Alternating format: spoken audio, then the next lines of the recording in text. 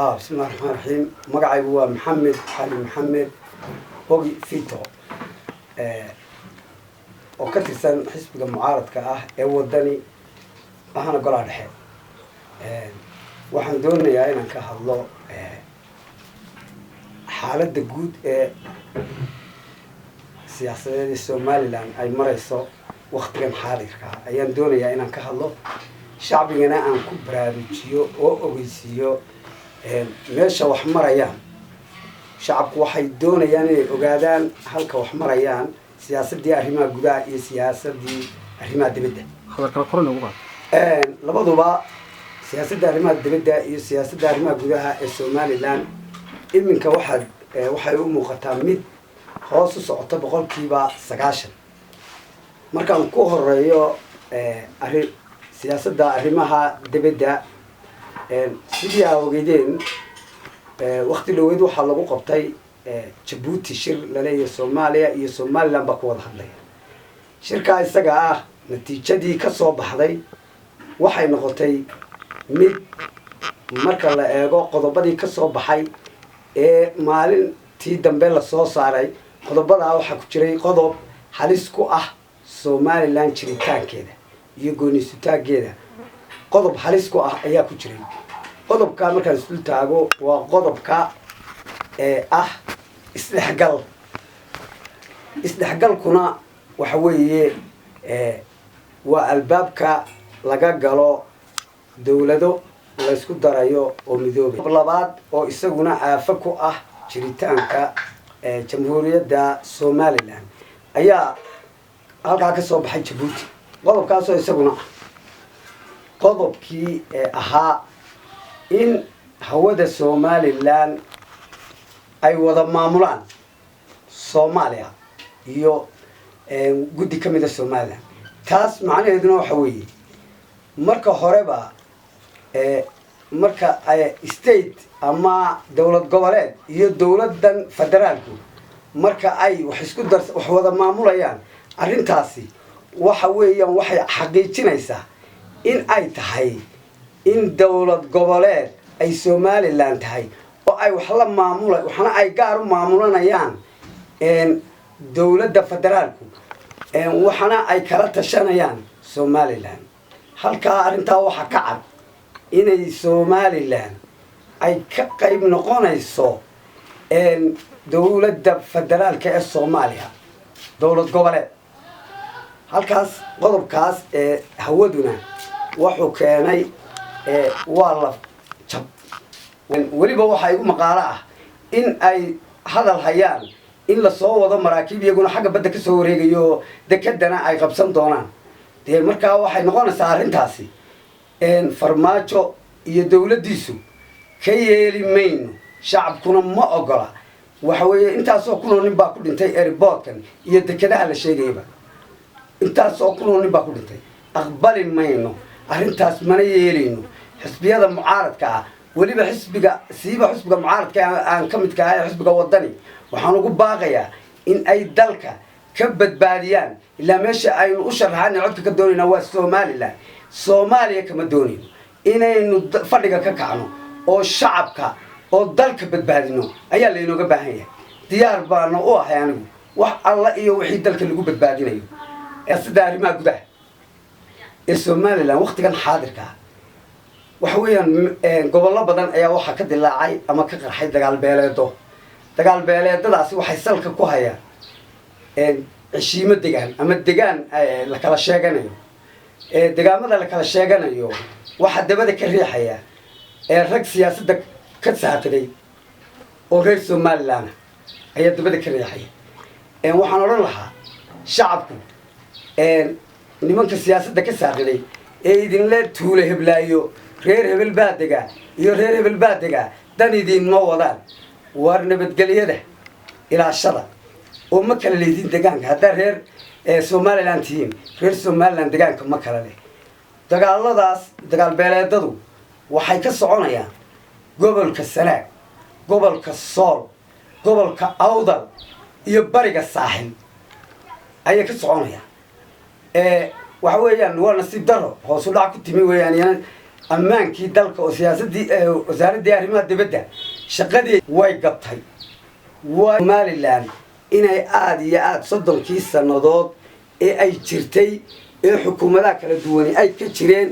inay aad iyo aad xukuumadan maanta jirtaa tahay mid aad iyo aad meeqaamkeedu u liito oo siyaasadeedii arrimaha dibaddana ay saqiirtay siyaasadii arrimaha gudahana ay tahay mid farakabaxa oo ay dagaal beeleed ka socdaan gobollo 4 gobol oo waaweyn oo gobollada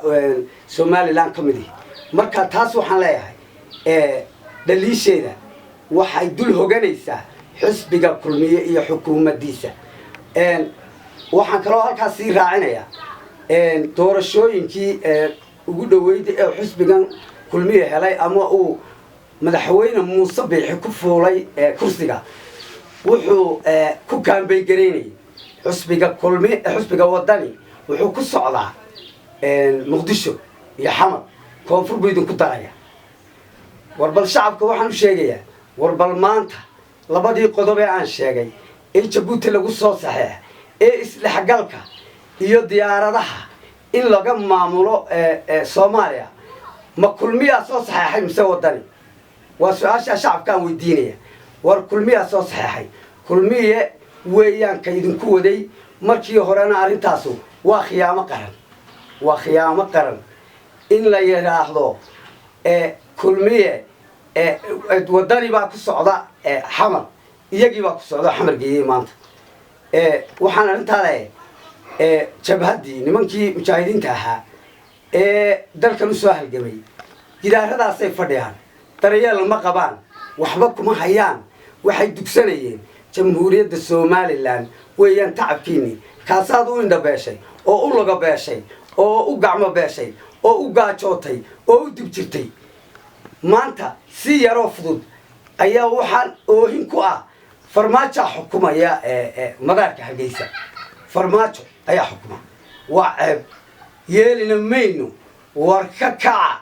diida shucuurtiina muujiya shacabow idin ma maqna waxa la idinku wada oo la idin qarinaya inaa koonfur waraaqaha u doonataan sidiini oo la idinka xukumo koonfur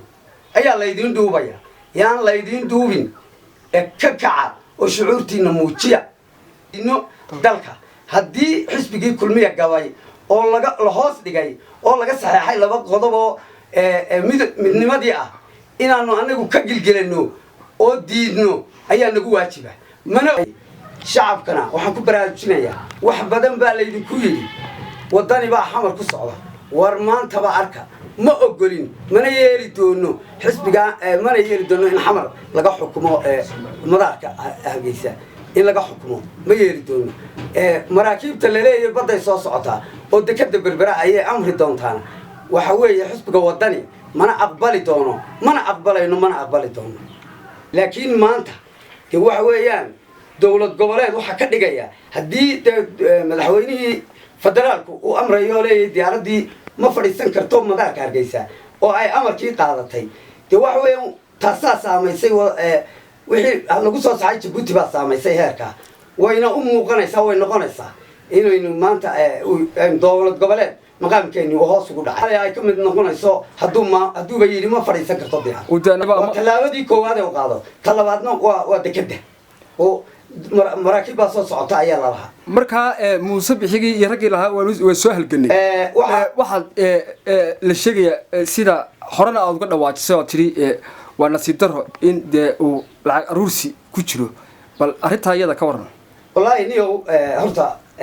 Muuse fiican wax xaqiiqda in lagu hadlo Muuse Biixi oo ah madaxweynaha maanta iyo wasiirka arrimaha gudaha waxa weeyaan waa nimankii jabadii asram waa nimankii ay idinka dalka naga sheeganayeen annagana naga sheeganayeen waxa weeyaan dad nooga daacadsan ma jiro Somaliland annaga dhisanay annaga keenay waa nimankii lahaa annaga markii campaign-ka nagula jireen iska kaaya xijinayay dalka iyo dadka waxaase maanta hortooda shacabka yaala in maanta iyagii ay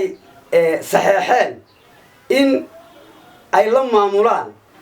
madaarkii Soomaaliya waxay kaloo saxeexeen in la isdhex galo oo Soomaaliya ay timaado Hargeysa ragga Soomaaliya Somaliland ay tagto Muqdisho ayay saxeexeen arrintaasi labaanan u kala garanay nimankaasi inay u bareereenoo ay khaymal wadan yihiin oo ay u baahan tahay in lagu qaado qiyaamo qaran iyo inay tahay mid aanay aqoon iyo xirfad u lahayn hogaaminta dalka labadaa waa midu haddaba tii ay noqon lahayd waa in la su'aalaa war waxaan ma wax la idin hoos dhigayba mise waa waxa u bareedhe in la yiraahdo oo shacabka iyo siyaasiyiinta kale ay su'aalaan weeye nimanka oo Muuse Biixi